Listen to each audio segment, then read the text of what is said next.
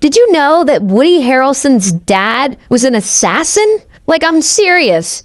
So we all know Woody Harrelson, famous actor, movie star. He was in Hunger Games, Zombieland, Cheers, a bunch of stuff. You know Woody Harrelson. The guy's been famous forever. Well, his dad is this guy, Charles. And Charles is about 22 years old when this story starts, living in Texas. And bro is kind of a turd. He's addicted to gambling and he works odd jobs. But that doesn't really work out. And so he turns to a life of crime and he gets busted for armed robbery. Here's his mugshot. And he ends up flipping on some people and he only gets sentenced to 5 years probation. Now, Charles is actually married with 3 sons, and one of those sons is little Woody Harrelson. His name is actually Woodrow. Anyway, so Charles lives with his wife and his 3 sons, and in 1964, after many years of Charles's gambling and getting in trouble, his wife finally leaves him. She files for divorce, she's sick of his shit, she moves to Ohio, and she takes her 3 sons with her, including Woodrow. And so Charles, he doesn't raise little Woodrow. Woodrow grows up with his mom in Ohio. In fact, he doesn't have contact with his dad at all. Now, as far as Charles goes, for the rest of his 20s, he continues to be a turd. He keeps gambling a lot. He goes to California and commits some crimes. And so he ends up spending some time in prison there before ending up back in Texas. And a few years go by, and it's now 1968. And Charles, he's around 30 years old at this point. And by now, he's in a ton of gambling debt. So, in order to make some money, he goes full-on TV villain, and he becomes a hitman. Like, one day, a guy offers him $1,500 to unalive his business rival, and Charles is like, all right, I'll do it. And so he recruits his girlfriend to help him out. And she somehow lures the target to a local bar in town, and Charles is there waiting for him. And when Charles sees them, boom, he pulls a gun on the guy. Then he forces him into the back of his car. Then Charles tells the girlfriend to drive them all to a remote location. Once they're there, Charles lets him out of the back and blam, he shoots him. Then he strangles him to make sure the job is done. Then he flees.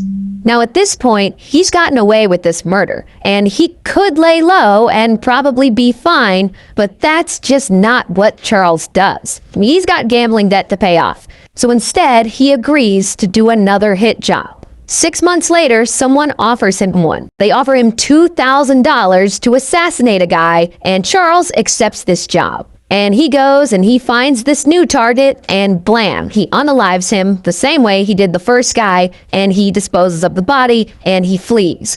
But this time he ends up getting caught and bam, he gets arrested. Here's his mugshot.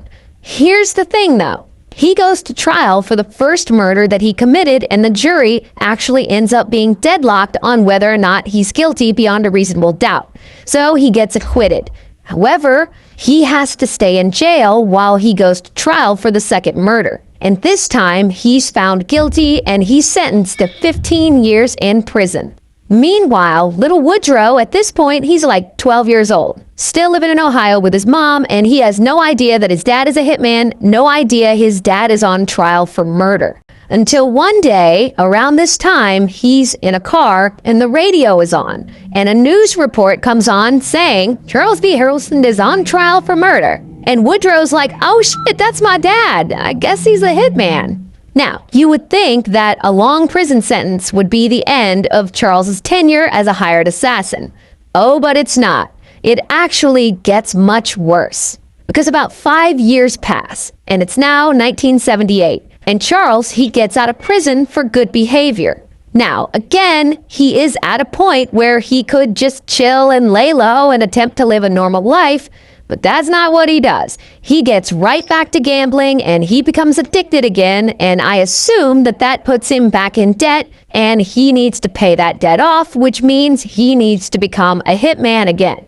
And about a year later, in 1979, he gets contacted by a drug kingpin named Jimmy. And Jimmy, he had recently gotten arrested for drug trafficking, and he's about to go to trial. And if he gets convicted in this trial, he's looking at a really long prison sentence. Not only that, but the federal judge presiding over his trial is this guy, a judge they call Maximum John. And they call him that because he's known to hand out maximum sentences for drug offenses. So things are really not looking good for Jimmy. And so Jimmy ends up hitting up Charles and he asks him to assassinate Judge Maximum John. And he offers to pay him $250,000. And Charles hears this plan and he's just like, all right. Now, Charles, he can't buy his own gun. I assume that's because he's a convicted felon. So he has his current wife buy a rifle for him. Then the big day comes. It's the morning of Jimmy's trial. Charles, he goes to Maximum John's home and he flattens a tire on his car. Then later, I guess the judge comes outside to check on the flat, and Charles, who's watching from a distance like a sniper, he aims that rifle at the judge and blam! He shoots Maximum John and he takes him out. Now, Maximum John, he's a federal judge, so him getting assassinated is a huge deal. And local, state, and federal law enforcement, they launch this massive investigation. They put so much resources into it, it becomes one of the most expensive federal investigations of this time. So around 9 months later, bam, Charles gets arrested. But not for unaliving the judge, he gets arrested on firearms charges. So he goes to jail and he gets out on bail. And when it comes time for him to go to court, he doesn't show up and he flees and he goes on the run. And 7 months go by, and it's 1980 now. And he's driving along one day, and apparently Charles is super high.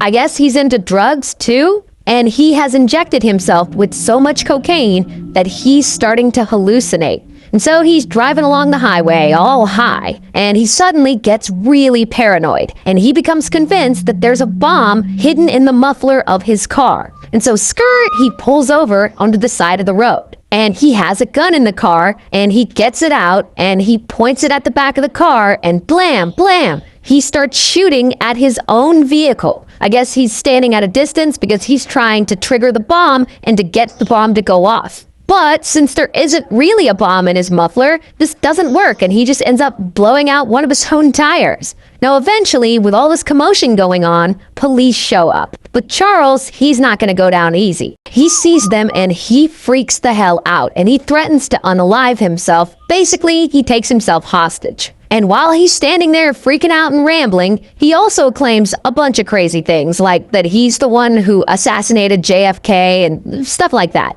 And this crazy standoff goes on for 6 hours before finally, bam, police are able to arrest him. And I don't have a mugshot, but here is a picture of him in custody. Now, eventually, Charles is found guilty and he gets 2 life sentences, and he ends up admitting to being involved in a lot more murders than the ones I laid out here, but who even knows if that's true because he makes a lot of claims. But anyway, his son, who he didn't raise, did eventually grow up to be a world-famous actor. So, good for Woody. Please like, comment, share, and subscribe to this channel for more stories like this. Thanks for watching.